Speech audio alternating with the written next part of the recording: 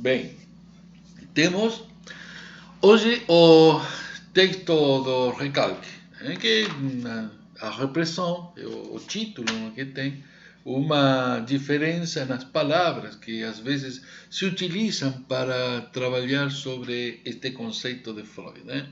O texto, dentro do conjunto da metapsicologia freudiana, é de 1915. No entanto, a gente vê que é um conceito que já vinha desde muito tempo atrás, anterior inclusive à interpretação dos sonhos, vinha este conceito de algum modo sendo necessário para explicar aquilo que ele estava escutando que acontece com os seus pacientes. Então, está dito, está observado que este conceito seria uma pedra base, uma pedra angular, uma pedra que sustenta muitos outros conceitos, termos e organizações de compreensão que a psicanálise tem da clínica que se faz. Então, a respeito do termo ainda podemos observar que Verdragung, essa palavra alemã, já tinha sido utilizada por outros autores. Uma boa história dessa utilização está no texto da metapsicologia freudiana do Garcia Rosa, onde ele observa que já desde Herbart, que era um termo que estava aparecendo na obra de autores do qual Freud tinha alguma aproximação. Então, tanto Herbart como autores que vai citando aqui, por exemplo, até aparece Leibniz, da filosofia, Kant também, apareceria então este termo de recalque. Bem, e como fica para nós? Esta tradução, em princípio, tem que ter algum tipo de discriminação entre por que não usar repressão e usar recalque. É que a repressão como tal, quando a gente escuta regularmente, leva a ideia de uma força que opõe a outra. Por exemplo, se existe uma mobilização de pessoas que começam a ter condutas destrutivas, antissociais, perigosas, então uma operação de determinado sector, de determinada força de poder, vai e reprime outra. Então, nesse sentido, é o comum do termo, que o termo aparece para nós. No entanto, quando se fala de recalque, não se fala nem de repressão social, nem se fala inclusive de censura. É uma outra ideia. No entanto, nós vimos, quando estudávamos o sonho, que a censura do sonho seria de algum modo uma forma de ocultamento, uma forma em que o ego acaba apagando determinadas letras e que nem que fosse um fato numa censura, por exemplo, jornalística, em que faz um Estado, determinada instância pode ser inclusive uma empresa, que censure determinadas ideias que não sejam públicas e que outras deixe circular. Desde que a comunicação é comunicação, quando a gente vê, por exemplo, o que relata e os exemplos que dá Freud no ano de 1900 acerca da censura, a gente vê que isso é algo que sempre existiu. Sem entrar em categorias de valorização, é algo que existe. No entanto, para recalque se designa uma operação psíquica, uma operação muito mais ajustada e que vamos ver no decorrer do texto de Freud, se fez necessário para ele situar essa ideia. E para nós é muito importante a gente levar em consideração o lugar que tem esse conceito para dar para a nossa escuta, às vezes, muita mais, tanto poderíamos dizer, flexibilidade naquilo que se escuta, quanto a razão de nós estarmos atentos a determinada frequência, a determinada repetição de palavras.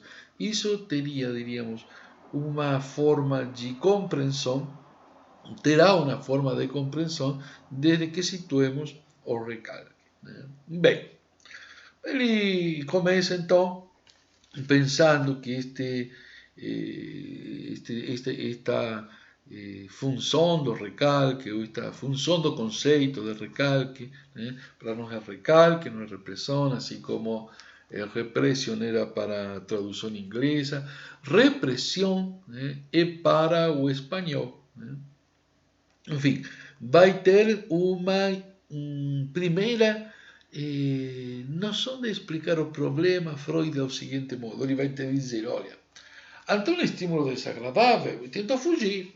É o primeiro que o ego diz, que vou fugir. Mas, se o estímulo desagradável vem do próprio interior, do próprio condicionamento do sujeito, lá dentro, lá no interior, começa o desprazer, para onde vou fugir? Né? Lógico, se eu pudesse pensar nisso, eu julgaria. Diria, olha, não, colocou um recorte. No entanto, se há uma cisão, uma divisão subjetiva, onde parte de mim não enxerga o que a outra pretende, prefere não enxergar o que a outra pretende, então, nessa divisão, não é possível condenar e julgar. Eis que aparece então uma função psíquica anterior à condenação e ao julgamento que se produz sobre esse impulso. Um impulso pulsional, né, da tribo. Um impulso que vai então a ter suas vicissitudes, né, tanto nas representações psíquicas, tanto quanto no corpo. Né, porque lembremos que a pulsão é um conceito entre o psiquismo e o somático. Então, nesse conceito, o ato de recalque, o recalque, que é uma das vicissitudes da pulsão, terá então afetado a integridade do indivíduo, diríamos assim que fosse indivíduo, estamos dizendo exceção, não é indivíduo, né? Seria um sujeito. Então, esse sujeito, então, divisível pelo processo da linguagem, acaba então encontrando um fato psíquico que precisou então ser denominado. Né? Bem, hay uma disgregação que ele faz sobre o tema da dor. Né? Mas logo depois retorna à própria experiência psicanalítica, fora da ideia do lugar que poderia ter a dor. E aí então vai tomar na página 152 da edição que estamos usando nestas aulas, onde coloca a interrogação sobre a relação prazer-desprazer. E aí que está a questão, né? Porque uma coisa que era para ser agradável, a partir do qual este sujeito toma seu impulso, embarca na expectativa de uma experiência, acaba provocando uma situação de desprazer. Né? A relação entre as diferentes possibilidades de acceder ao agradável parece que ficaria irreconciliável com outras reivindicações, outras intenções que em seu conjunto teria o aparelho psíquico. Então, desde a primeira ideia, desde o primeiro momento do pensamento de Freud, ele te diz, olha, o recalque, né, vai estar em essência, ou seja, em seu ponto mais claro, em afastar determinada coisa da consciência, mantendo a distância. Né?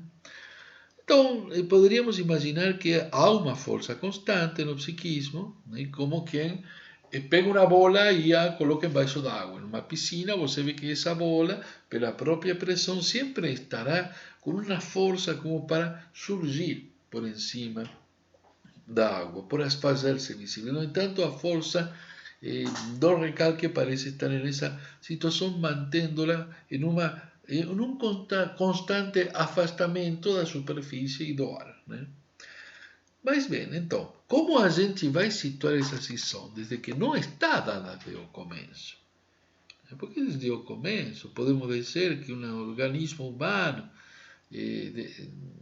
vai buscar uma sensação de prazer, uma sensação agradável, e não deveria se cortar, não deveria se corromper ante uma primeira avaliação, onde apareceria a situação de desprazer ou de possibilidades de que seja desprazeroso. Bem, então, essa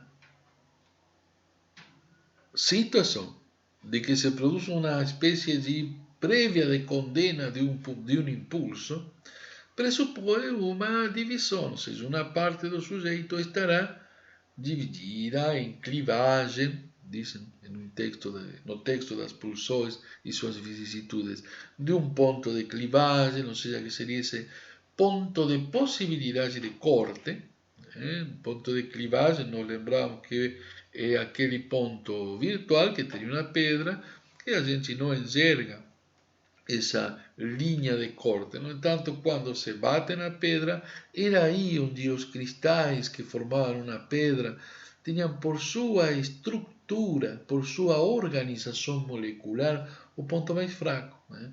Então, haveria na subjetividade também um ponto, não necessariamente mais fraco, mas sim um ponto predeterminado, onde o recalque vai se estabelecer em função dessa potencial divisão, essa cisão que estaria presente, onde uma parte julgaria, condenaria para a outra parte, né? Bem, o que vem primeiro aí? O recalque ou a cisão entre consciente e inconsciente? Essa é a pergunta que Freud se faz, e aí fica como história velha, história, né, contavam as avós para surpresa da gente quando éramos muito pequenos, que veio primeiro, né? O ovo ou a galinha? Então a gente pensava, veio primeiro a galinha, né? E aí, não, mas de onde vem a galinha? Veio o ovo, e aí para trás, onde veio primeiro, né? A cisão ou o recalque, né? Oh, diz, primeiro veio, digamos, por exemplo, a cisão. Mas para ser dividido, não tem que determinada coisa ter ficado à distância. Ah, então veio o recalque. Não, mas para ter recalque tem onde alguma parte que possa fazer a condena. E aí fica então projetado para um passado ilimitado que é nossa concepção mais topológica, mais aberta a contiguidades, talvez não ficaria tão preso a gente de botar o ponto de origem. No entanto, para a compreensão de Freud, foi necessário, sim, foi conveniente, resolveu e permitiu pensar muita coisa da clínica, situar o conceito de recalque e poder discriminar de que modo ele estaria se colocando em função desse aparelho, né? Bem, o primeiro que ele vai situar então é a necessidade de diagramar, de colocar algo, poderíamos dizer, enquanto topografia, né? Modos dinâmicos dessas representações em relação com a pulsão. E é quando, logo depois, na página 153 do texto que estamos trabalhando, aparece então uma ideia de descompor tempos diferentes. Já essa descomposição do recalque em tempos diferentes permite discriminar como funcionaria essa origem de uma situação de recalque, né? ele vai dizer, então, vamos a supor, mesmo que se trate só de uma operação psíquica, a gente não enxerga esse processo, mas vamos a supor que existiese um recalque inicial, primário, que se produz determinada fixação y de modo posterior, en un modo lógicamente, no cronológicamente, sino lógicamente en el sentido de que una cosa se relaciona con la otra, un secundario. En tanto que él observa que aquello que es recalcado, cuando las falas van de algún modo posibilitando calcular su origen, no por eso deja de existir a operación do recalque. O recalque, então, como operação lógica, sim pode ter uma função, uma organização original. E aí, então, ele discrimina o recalque primário do recalque secundário. O recalque primário, a repressão prímefa, como lemos aqui no texto, eu vou dizer recalque primário porque fica muito mais utilizado, muito mais fácil para mim, né? de expressar-me desse modo, e é o modo em que a gente o reconhece assim em geral nos autores. Né? É a primeira fase do recalque e consiste em negar entrada no consciente a uma representação psíquica, um Vorstellung, diríamos que seria a representação da pulsão. Com isso, se estabelece uma fixação e a partir de então, este representante da pulsão, ou seja, que está entre psíquico e físico ligado, esta continuará, se manterá inalterado. E isso ele vai considerar uma das características do inconsciente, que seja esse impulso onde um desejo se torna fora da temporalidade. Né? O inconsciente tem essa característica de ser atemporal. Né? E essa atemporalidade faz que na repetição parece estar com sua função constante no psiquismo. Né? Essa fixação da pulsão em um representante que permanece então inconsciente e inalterado vai ter a característica de ser fixo. Né? E, na diferença, o recalque secundário, o propriamente dito, será o que afete os derivados do psiquismo, os derivados mentais que entrem em uma ação associativa com esse momento de fixação originário. Com a finalidade de podermos imaginar de um modo dinâmico, pensemos que no momento inicial algo que vai se afastar da consciência é determinado prazer. Imaginemos uma pessoa que vai pegando coisas do chão, botando-se na boca, ou toca nas paredes, tem um comportamento totalmente antissocial, inadaptado. Imaginemos para isso que isso seja possível, que uma pessoa de pouca idade, uns 3 anos de vida, então, ou se mais ou menos nessa época ou anterior, escute não, quando algo ia levar para a boca por curiosidade, porque para uma criança nessa idade parece que tudo pode ser sugado e a boca acaba sendo um órgão receptivo do mundo. Né? Então, quando vai levar, por exemplo, a caneta à boca, não, cacaca. Isto não é cacaca não, mas ou não, se começa a se repetir como uma restrição e se produz então neste conjunto de conceitos uma fixação, né? Para de algum modo essa pulsão ter um ponto de inibição de sua livre descarga em busca da satisfação. Né? Agora, é lógico que posteriormente terá muitas escolhas que o sujeito vai fazer daquilo que quer e aquilo que não quer. Tanto que eu vejo em determinados momentos, né, da vida de de nossas crianças, do que a gente vê nas mesas familiares, quão restritas vezes fica a alimentação. Né? Acabam, em algum período, na infância, no segundo período de infância, mais próximo da puberdade, acabam sendo muito restritos, né, naqueles alimentos que eles aceitam. Então, o que poderíamos dizer? Em primeiro lugar, lá na origem existiu uma forma de recalque originário e fixação. Posteriormente, a gente vê que essa mesma forma de colocar como desprazeroso alguma coisa que visava ser prazerosa aparece, mas aparece como derivados. Né? É interessante que ele diz que é a fase este recalque secundário e o recalque propriamente dito, né? Porque parece ser que é aquele que se observa, né? Aquele que de fato fica mais evidente para Freud nos discursos, né, que produziam as pessoas que ele escutava. Né?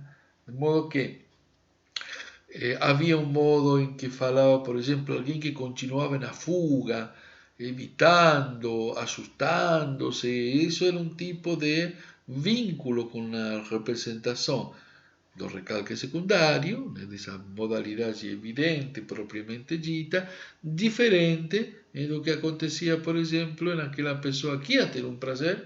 No entanto, logo, em lugar de sentir um prazer, sentia um desconforto, um nojo. Né? Diferente também, por exemplo, de alguém que se coartava, se freava diante de um impulso e, em seu lugar, fazia um derivado. Né? Por exemplo, em lugar de tocar-se, acabava se lavando as mãos insistentemente, ritualmente, de uma forma sistemática, parece que não podia se desprender, porque se produzia de algum modo um vínculo com algo fixo, que era libertar-se dessas impurezas, desses malestares. Ante esses quadros, lógico, Freud diz, olha, aí algo acontece. Vamos a ver como se produce então esse recalque secundário. Parece ser que diferentes, né, numa pressão posterior se ligaria, diríamos, outros fatos, né, por exemplo, levar para a boca algo que fosse tocado por uma outra pessoa, ou, por exemplo, um beijo que visava a determinada situação de prazer acaba sendo algo que se evita, ou até, por exemplo, passar alguma maquiagem que ressaltar a boca também vai ser evitado. Observe muitos signos em torno de aquilo que em um primeiro momento aparecia com potência, logo depois aparece derivado. Então ele escutava, não escutava o recalque original, não, o primário, não. Ele escutava uma série de derivados que te faz supor que lá atrás houve um processo, né, de recalque, de força, que acabou se conectando a cadeias associativas. Podían ser de pensamento, de algum tipo de vínculo de linguagem, no até físico, mas que de algum modo, por uma conexão associativa, também trazia parte do mundo que podia levar àquela satisfação, também lo leva para o inconsciente. Né? Então, ele diz, por causa dessas associações, essas ideias sofrem o mesmo destino que aquilo que foi originariamente, primariamente recalcado, ou seja, um recalque posterior é aquilo com o qual a gente no discurso constantemente vemos que se repetem diversas associações que se relacionam com aquilo que foi primariamente recalcado. Bem, esta ideia, que hoje pode até parecer um pouco anacrônica, ou um pouco densa para pensar um processo de linguagem, no entanto, tem muito de densidade clínica, diríamos, porque a partir dessa ideia de uma fixação, a gente consegue, de algum modo, ver que às vezes até pelas características que o próprio ego estaria situando sobre aquele objeto que vai ser efeito, diríamos, de uma operação de recalque, esa noção de objeto, até nesses aspectos acaba havendo algo da ordem da fixação. Então, é importante situar que vamos ver que tem o seu desenlace nas suas explicações provenientes da experiência clínica.